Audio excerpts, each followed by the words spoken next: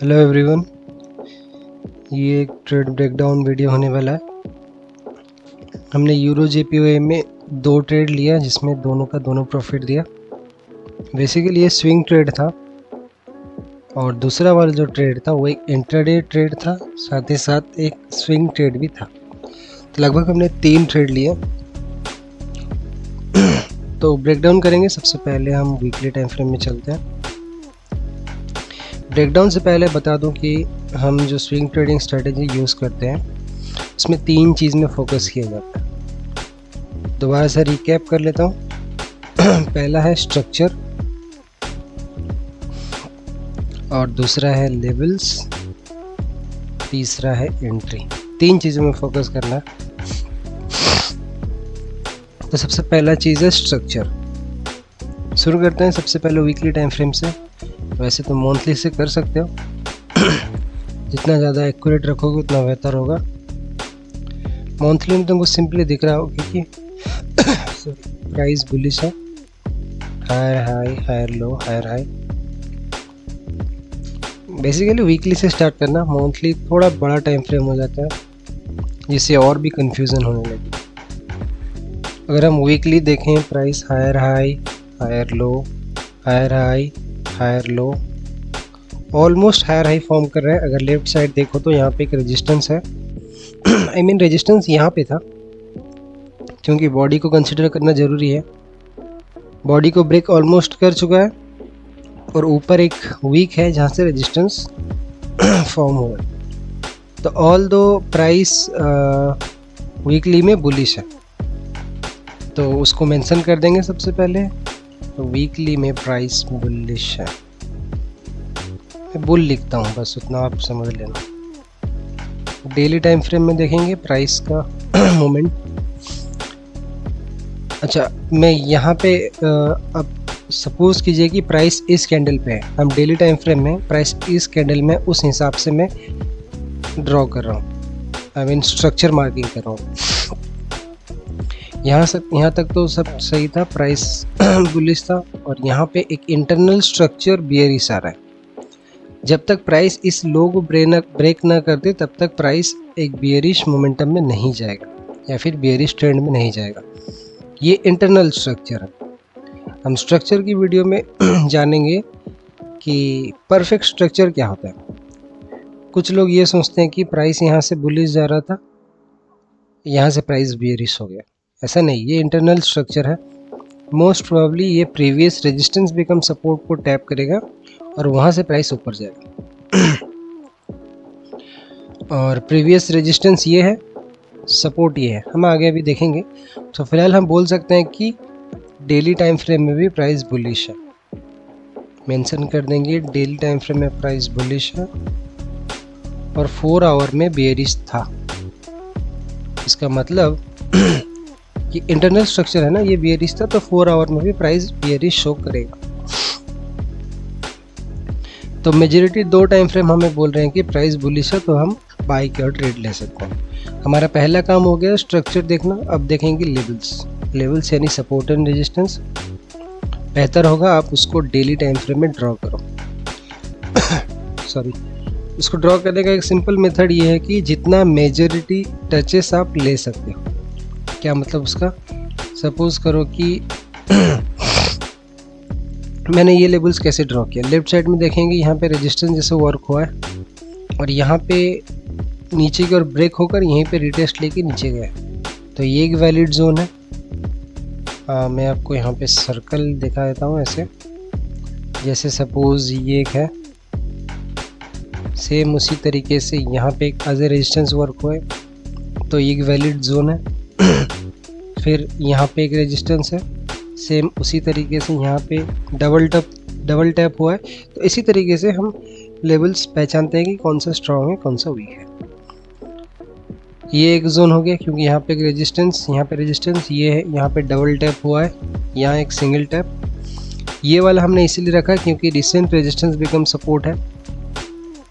Recent resistance मतलब ये है रिसेंट रेजिस्टेंस जो फिलहाल एज ए सपोर्ट वर्क करता है। हम सब कुछ क्लियर करेंगे स्ट्रक्चर का, और मैं एक फुल वीडियो अपलोड कर दूंगा। जिसमें मैं कम्प्लीटली आपको समझाऊंगा कि स्ट्रक्चर कैसे मार्क करना है। यहाँ पे एक सपोर्ट फॉर्म हुआ है और ये रेजिस्टेंस बिकम सपोर्ट है। इनफ है, 2 कन्फर्मेशन इनफ है। हमेशा रिसेंट स्टोरी पे ध्यान देना। ये रिसेंट रेजिस्टेंस है और ये सपोर्ट, इसीलिए ये एक जोन हो गया। और नीचे की ओर अगर देखोगे यहाँ पे एक सपोर्ट है, यहाँ पे एक ऑलमोस्ट रेजिस्टेंस है, रेजिस्टेंस सपोर्ट रेजिस्टेंस सपोर्ट, ये भी बहुत स्ट्रॉन्ग जोन है। तो मोस्ट प्रोबेबली प्राइस को यहीं से ऊपर जाना था। और 4 आवर में अब चलते हैं।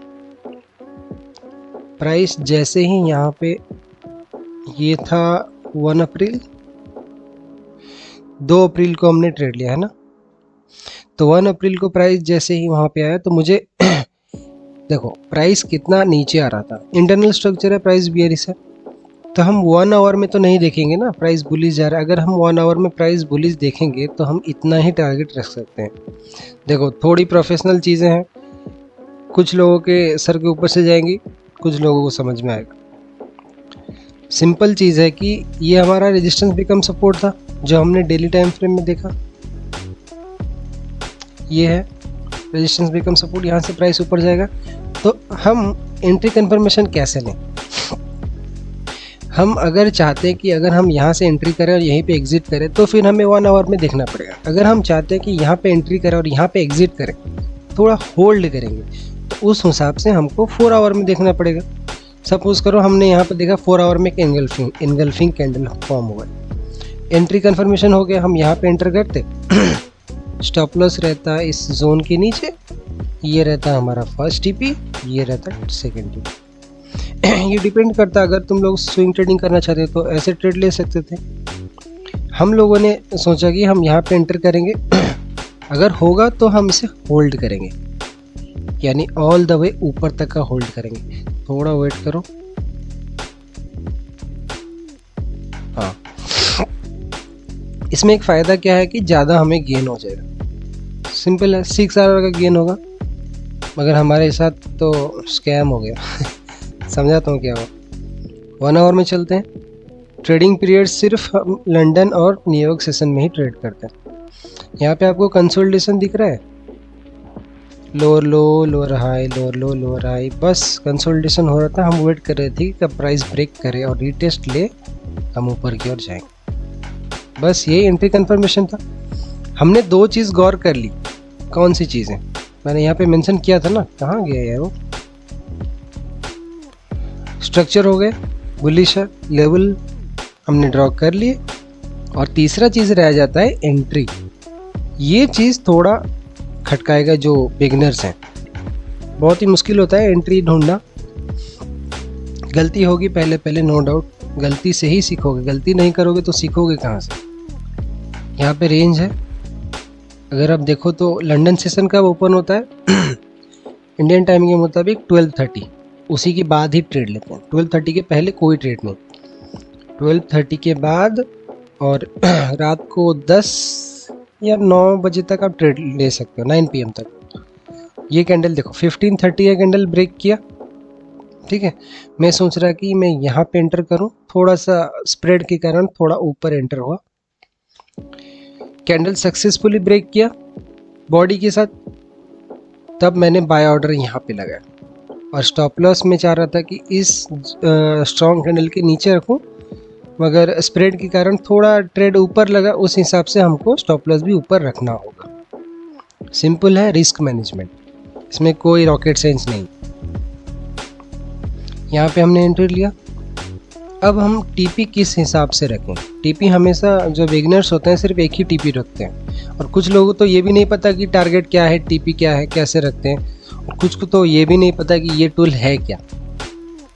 ये टूल है कि हम लोगों ने बाय ट्रेड लिया, अगर ये ग्रीन में जा रहा है तो बाय की ओर जा रहा है, ठीक है। इसके टूल के लिए हम और एक वीडियो अपलोड कर देंगे। फिलहाल आप ब्रेकडाउन पे फोकस करो। यहाँ पे प्राइस ब्रेक किया, रीटेस्ट लिया, यहाँ पे हमारा बाय ऑर्डर लग गया, स्टॉप लॉस यहाँ पे 21 पीप का। अब टारगेट कहाँ रखना है? हमारा नेक्स्ट टारगेट तो ये जोन है, मगर उसके बीच में अगर आपको दिख रहा है, अब चलते हैं 4 आवर में ताकि हमें क्लियरली जोन्स दिखना। हाँ, यहाँ पे देखिए, यहाँ पे हमारा एक रेजिस्टेंस है, जहाँ से प्राइस में भी नीचे की ओर जा सकता है, मे भी। मोस्ट प्रोबेबिलिटी है कि प्राइस यहाँ से ऊपर जाएगा। अब चलते 1 आवर में।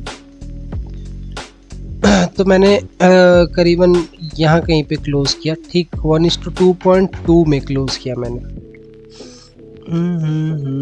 2.2 लगभग यहाँ पे इस कैंडल, ये वाला कैंडल जो पीक मारा था ना 12:30, मैंने एक दिन होल्ड किया, यहाँ से एक दिन होल्ड किए। इसका मतलब मैंने 2 को ट्रेड लिए, सॉरी कब लिए थे मैंने, 2 को ट्रेड लिए थे, 2 होल्ड किए, मतलब 2 तारीख होल्ड किए। 3 तारीख को जब सेशन ओपन हुआ 12:30 में, मोस्ट प्रोबेबली 2 सिचुएशन था। या तो प्राइस यहाँ पे रिटेस्ट ले सकता है पूरा नीचे की ओर, अगर प्राइस यहाँ तक रिटेस्ट लेता है तो हमारा जो 2% का गेन हुआ था वो तो चला जाएगा। अगर प्राइस यहाँ से ऊपर जाता है तो मोस्ट प्रोबेबली इस रेजिस्टेंस के पास जाएगा, फिर वहाँ से नीचे आएगा।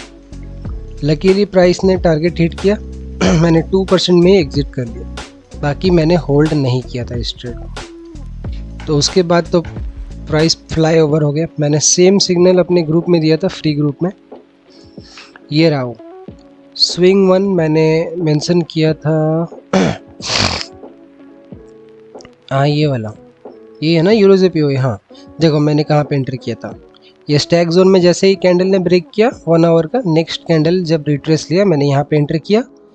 स्टॉप लॉस 21 पिप का, टारगेट देखो मैंने कितना ऊपर रखा था, मैंने यहाँ से लगभग 1:3 का टारगेट था, मगर फियर के कारण रिवर्सल भी हो सकता था, इसीलिए मैंने 1:2 में एग्जिट किया मजबूरन। तो मैंने यहाँ पे चार्ट में भी शो किया था कि यहाँ से आप बाय की ओर ले सकते हो। अब उसके बाद ये रिजल्ट प्राइस उसी दिन, हाँ यहाँ पे और एक चीज़ था कि यहाँ पे लेफ्ट शोल्डर राइट शोल्डर यानी head and shoulder pattern form हुआ था। अब इस पैटर्न के बारे में और एक डिटेल्स में वीडियो चाहिए। कुछ चीज़ें यूज़ करते हैं और उसको ढंग से यूज़ करना सीखो, ठीक है। ये हुआ टारगेट, उसके बाद टारगेट हिट हो गया। अब दूसरा ट्रेड, अब चलता है डेली टाइम फ्रेम, ठीक है। हम लोगों ने मिस किया ये वाला कैंडल, यानी 3 अप्रैल का कैंडल। देखो कितना मूव हुआ उस दिन, लगभग मूव हुआ 130 पिप के आसपास। मैसिव मूव है, 130 पिप एक दिन में मूव होना बहुत बड़ी बात है। ये तो भाई उससे ज़्यादा हुआ है, छोड़ो। यहाँ पे हमने एग्जिट किया। अब प्राइस जैसे ही ऊपर ब्रेक कर दिया है इस रेजिस्टेंस को, अब हमें क्या वेट करना है, वापस से हमें सपोर्ट पे जैसे ही रिटेस्ट ले हम ऊपर की ओर जाएंगे, सिंपल है। अब तो प्राइस बुलिश हो चुका है, इंटरनल स्ट्रक्चर तो बियरिश था, यानी ये देखो इंटरनल स्ट्रक्चर बियरिश था, लोअर हाई लोअर लो, फिर प्राइस यहाँ से बुलिश हो गया, तो most probably price recent support को रिटेस्ट देकर ऊपर जाएगा। फिर हमें बाई की ओर ट्रेड लेना, यहाँ पे अपॉर्चुनिटी मिलेगा। अब मैंने ये चीज़ का सिग्नल नहीं दिया था, एक्चुअल में नहीं दिया था, और फ्री में कितना ही तुम सिग्नल लोगे। देखो price back to back 3 candles नीचे आया, तो ये 4 आवर का कैंडल। अब चलते हैं 4 आवर में। देखो यहाँ पे एक वी वेब 50 EMA है। एज ए कन्फर्मेशन तुम यहाँ पे मेंशन कर सकते हो कि EMA 50 as a dynamic support and resistance work करता है। प्राइस यहाँ पे क्लोज किया। अब चलते हैं 1 आवर में। 1 आवर में 5 अप्रैल को सेशन कहाँ पे ओपन होता है, यानी आज का ही बात कर रहा हूँ। प्राइस ओपन होता है 11:30 12:30, बस यहीं पे। ये कैंडल जैसे ही स्टार्ट होता है सेशन ओपन होता है। अब जैसे ही सेशन ओपन होता है तो प्रीवियस 4 आवर का कैंडल क्लोज होता है, सिंपल है। सॉरी, कैंडल 10:30 11:30 12:30 नहीं, 4 आवर कैंडल ऑन गोइंग रहता है। प्रीवियस 4 आवर कैंडल एक बुलिश कैंडल क्लोज हुआ। देखो back to back 3 bearish candle, फिर भी उसके बाद एक बुलिश कैंडल हुआ। ये एक इनसाइड कैंडल होता है। अब जिसे नहीं पता, ये इतना स्ट्रॉन्ग नहीं है, मगर फिर भी तुम कंसिडर कर सकते हो कि एक बुलिशनेस का थोड़ा सा एक कंफर्मेशन मिल सकता है। अब चलते हैं 1 आवर। मोस्टली 1 आवर में हमें ये देखने को मिला कि प्राइस धीरे धीरे बुलिश हो रहा है, इंटरनल स्ट्रक्चर।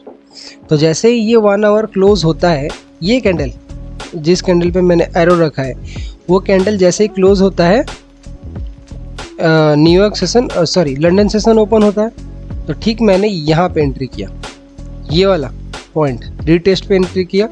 ये था स्विंग ट्रेडिंग के हिसाब से मैंने एंट्री किया, यहाँ पे एंट्री किया। स्टॉप लॉस यहाँ इसके नीचे 19 पिप का, और फर्स्ट टीपी था ये रेजिस्टेंस, और नेक्स्ट टीपी था यहाँ पे, ऑल द वे यहाँ पे। लेकिन मैंने एग्जिट किया ठीक यहाँ पे एग्जिट किया 1:2.1। स्विंग ट्रेडिंग में एक्यूरेसी रहता है 65 to 70%, तो ईजिली 1:2 में तुम एग्जिट कर सकते हो। तो ठीक मैंने यहाँ पे एग्जिट किया, ये हो गया स्विंग ट्रेड। और एक मैंने इंट्राडे ट्रेड भी लिया था, जो मैंने दिखाता हूँ एक सेकंड, उसके लिए अलग चार्ट। ये है यूरो जेपीवाई। वक्त कितना है हमारे पास? 12 है थोड़े बहुत। अब देखो मैंने इंट्राडे में मैंने कहाँ पे एंट्री किया, देखो सेशन यहाँ पे ओपन होता है, ये कैंडल जैसे ही क्लोज होता है सेशन ओपन होता है, 3 मिनट में चलते हैं। प्राइस ने यहाँ पे सक्सेसफुली ब्रेक किया। देखो ये डे ट्रेडिंग है, ऑब्वियसली स्विंग ट्रेडिंग से कॉम्प्लिकेटेड है, और कॉम्प्लिकेटेड भी है ऑफकोर्स, बहुत कॉम्प्लिकेटेड है। प्राइस ने यहाँ पे डबल बॉटम फॉर्म किया। तो नेक्स्ट कैंडल देखो, ये वाला कैंडल जैसे एक बुलिश एनगल्फिंग रहता है, प्रीवियस रेड कैंडल को एनगल्फ करता है, साथ ही साथ डबल बॉटम फॉर्म होता है, और EMA 50 नीचे है, साथ ही साथ VWAP भी नीचे था। तो मैंने ठीक यहाँ पे एंट्री किया। स्टॉप लॉस यहाँ नीचे इस रेड कैंडल के नीचे लगभग कितना 6 पिप का, हाँ। और टेक प्रॉफिट 2.5 RR में मैंने एग्जिट किया ठीक यहाँ पे। देखो उसके बाद तो एक्स्ट्रा प्राइस गया 6 RR के आसपास, मगर हम इतना होल्ड नहीं कर सकते थे। 2.5% इनफ रहता है एग्जिट करने के लिए। तो ये एक इंट्राडे ट्रेड हुआ, कौन सा, ये वाला एक इंट्राडे ट्रेड हुआ, और हमने यहाँ पे एंट्री किया और यहाँ तक एग्जिट किया यहाँ पे आज ए स्विंग ट्रेड, जो मैंने यहाँ पे आपको पता है, ठीक है। बेसिकली यूरो जेपीवाई में मैं डे ट्रेडिंग करता हूँ, सिर्फ एक ही पेयर है जिसमें डे ट्रेडिंग करता हूँ, और कोई पेयर नहीं है उसमें, और बाकी सब पेयर में स्विंग ट्रेडिंग कभी कभार, डिपेंड्स अपॉन द पोजीशन, या फिर बोल सकते हो अपॉर्चुनिटी। तो ये 2 ट्रेड था, इजीली यहाँ से 2% और यहाँ से 2%, और यहाँ पे इंट्राडे से मतलब यहाँ पे जो हमने एंट्री किया था और यहाँ पे एग्जिट किया था, वो हो गया 2.5%। कितना, 2 2 4 और 2 6 6.5%। ऑल्दो इस वीक में एक लॉस हुआ था जो मंडे में हुआ था, मंडे और ट्यूसडे में नहीं मंडे में एक ही हुआ था लॉस, बस उतना ही हुआ था। और एक अपॉर्चुनिटी मिल सकता है यूरो ऑड में, जो मैंने ऑलरेडी ग्रुप में शेयर कर दिया है। अगर प्राइस इस सपोर्ट को ब्रेक करता है और रीटेस्ट देता है, यानी इस हिसाब से ब्रेक एंड रीटेस्ट देता है, तो हम सेल की ओर जाएंगे। फर्स्ट टारगेट होगा ये सपोर्ट, नेक्स्ट टारगेट ये सपोर्ट। मैंने ऑलरेडी ग्रुप में पोस्ट कर दिया है। ओ यहाँ पे ये आज का ट्रेड था जो मैंने एग्जिट किया था, और कुछ लोगों तो प्रूफ भी चाहिए, मैंने वो भी दे दिया था आज का। हाँ, ये वाला ट्रेड मैंने रीजंस दे दिया यहाँ पे क्यों ट्रेड ले रहे हैं, और एंट्री कंफर्मेशन में और एक चीज़ ऐड कर लेना कि head and shoulder pattern form हो गया है। ये एक बहुत ही इम्पोर्टेंट पैटर्न है, इम्पैक्टफुल पैटर्न है, इम्पोर्टेंट तो नहीं बोल सकते। ब्रेक एंड रिटेस्ट आज तो नहीं हुआ, कल देखते हैं। कल अगर सेशन में ब्रेक एंड रिटेस्ट देता है तो कल तो ऑफ है ना, फिर मंडे देखते क्या होता है। इस वीक में तो इतना ही है, ठीक है। अगर इसमें ट्रेड बनता है तो इसका breakdown video next week probably आएगा, और ये वीडियो भी शायद सैटरडे संडे नहीं आएगा, मंडे ट्यूसडे वेडनेसडे के आसपास आ जाएगा, ठीक है। और कुछ डाउट हो तो कमेंट कर लेना, बस। Thank you.